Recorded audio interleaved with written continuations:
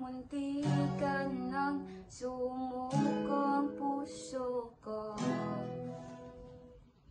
Sa paulit-ulit na pagkakataon na nasaktan na bigo, mukhang delikado na naman ako.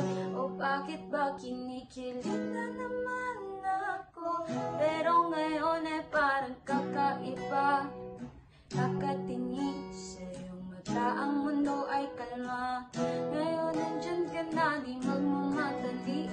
Lang ang katabi, hanggang sa ang buhok ay pumuti.